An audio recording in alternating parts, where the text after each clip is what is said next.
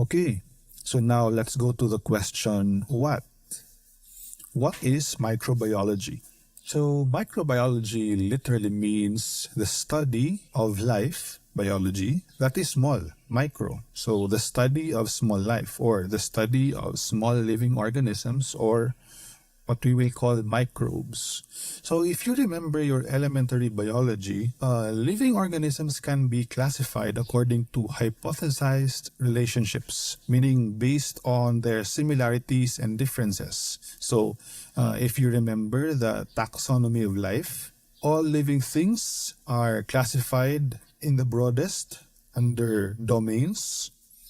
And then going more specific, we have kingdom, phylum, class, order, family, and then the most specific are the genus and the species. Okay? And all living things are of three domains, either archaea, bacteria, or eukarya.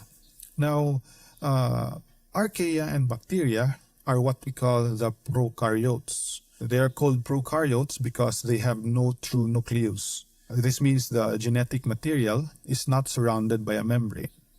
Prokaryotes comes from the Greek words pro, meaning first or primitive or before, and karyon, meaning kernel or nucleus. So first nucleus or before the nucleus or primitive nucleus. Okay? And the eukarya are the eukaryotes, in which the genetic material is enclosed by a distinct membrane.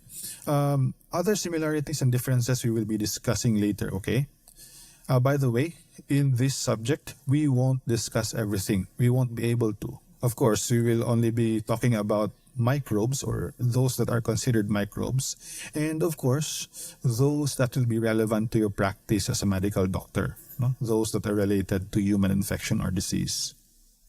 Okay, so bacteria will actually have probably the most discussions throughout the course, but we will talk about bacteria more in depth in another video, and even focus on different groups of bacteria in other lectures. Okay.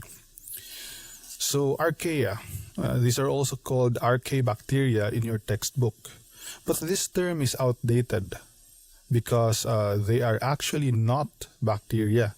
They were originally and erroneously classified as bacteria because they also lack nuclei and membrane-bound organelles such as mitochondria and chloroplasts.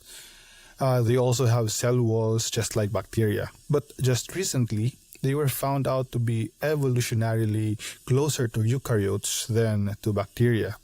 For example, one of the traits they have in similarity is the presence of introns within genes. So introns, if you remember in biochemistry, are segments of DNA in between expressed or informational DNA within genes. Many of these archaea are extremophiles. Halophiles, for example, demand extremely high salt concentrations to grow.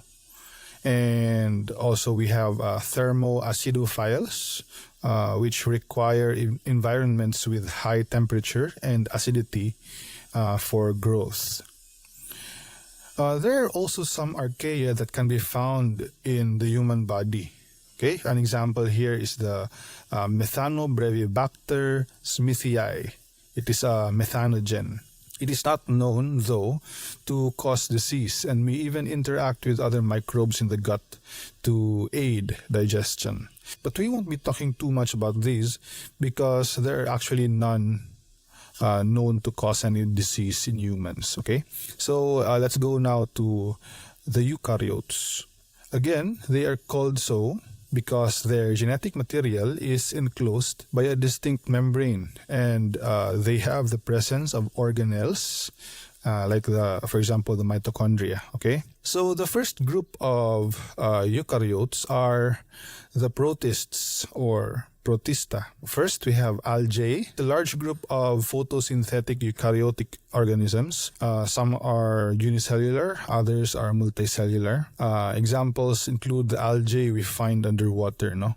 But many algae produce toxins that are poisonous to humans and animals. For example, the dinoflagellates. These are unicellular algae that are responsible for what we call red tides. I'm sure you've heard of this already before. Now, the dinoflagellate species Goniaulax is particularly dangerous because it produces saxitoxin and goniotoxin, which are very potent neurotoxins that accumulate in shellfish, causing paralytic shellfish poisoning and even death when ingested. So fungi were previously erroneously recognized as plants, but they are not plants because they cannot make their own food like plants do. But they are not animals also because their cells have cell walls. So the fungi are divided into molds if they are multicellular or yeasts if they are unicellular.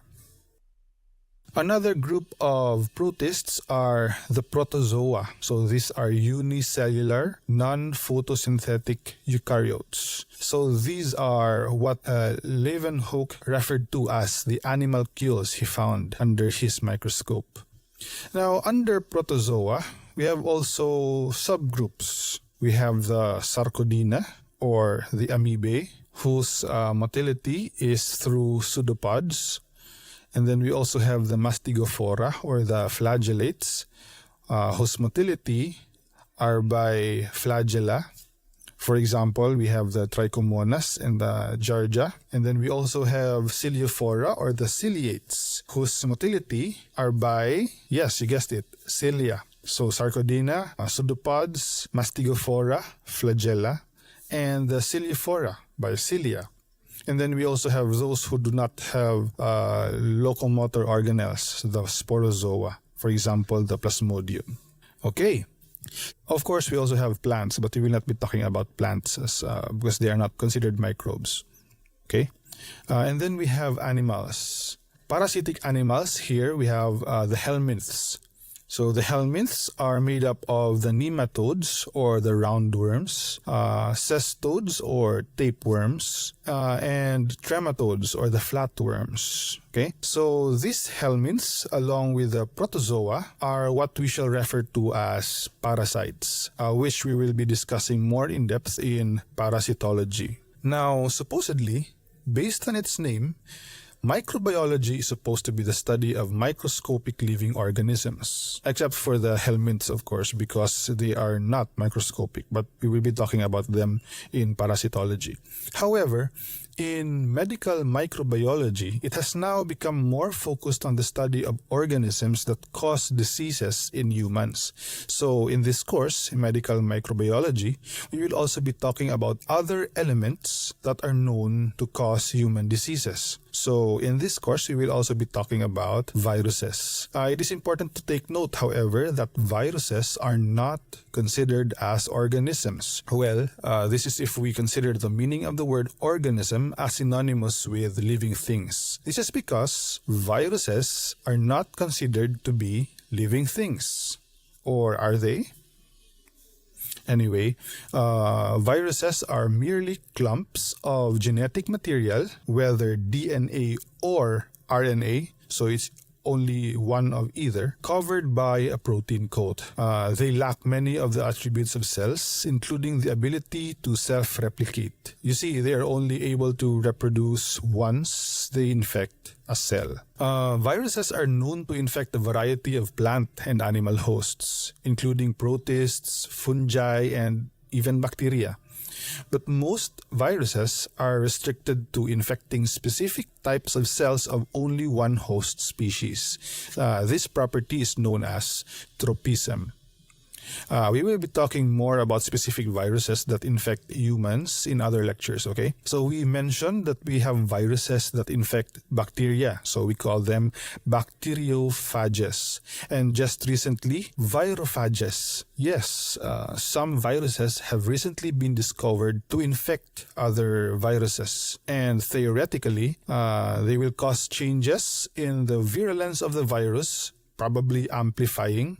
Is this something we can consider, causing such virulence of current viruses? No, I don't know. And that won't be in the scope of our discussions, but this is something that might interest you. If ever you find something or some information about it, please feel free to let me know. No? So we might be able to discuss it some other time maybe. Okay, so an example of a bacterium that gets infected with bacteriophages is the Corynebacterium diphtheriae. So this particular bacteria can be present in some kids' throats, no? Normally, and causing no harm. We will actually talk specifically about the bacteria in another video. But just so you know, when a bacteriophage infects the bacteria, it injects its genetic material into the bacteria, and the DNA then expresses a certain gene called the tox gene that incorporates itself with the bacterial chromosome and causes the bacteria to secrete proteins called diphtheria exotoxins. Now, these toxins are responsible of causing damage to the tissue on children's throats, causing the disease diphtheria. But this is now preventable because of the vaccine, which is given in the form of DPT, along with the vaccines for pertussis and tetanus. So in other words, if this bacteriophage is not there, do you think the diphtheria bacterium can cause disease? Unlikely, because the bacteria does not yet have the gene to cause it to produce the exotoxins, okay? They only become infectious when they become injected with the DNA from the bacteriophage or the virus. So although bacteriophages are only capable of infecting bacteria, they become infectious to us only indirectly. That's why I included them in this discussion. We also have other causes of infection, such as the prions. They are considered the smallest infectious particles, okay? They can cause infections in humans, even though they are not living organisms. In fact, they are not even DNA or RNA. Okay, so now we have talked about when, who, and what. Now, how about where? Well, we will be only focusing on microbes that have impact on the human body, okay? So let's focus on that only. And then why? Well, if at this point you don't know why we should study all this, maybe you should ask yourself, no, why you want to become a doctor, at least. So why? We will need all this information so that we will know how these different microbes cause disease. This will help us in our planning on how to manage our patients who are infected with infectious agents, and better yet, prevent further infection and even prevent new infections from happening. How? Now, microbiology can certainly be overwhelming for a student confronted with the daunting task of learning about hundreds of medically important microbes. However, we will try to make it more manageable if we discuss them the way we subdivided them earlier, okay? That is, according to their groups and related units. Okay? So I hope by now we have a broad overview of what we will be talking about in the next lectures. Okay? All right.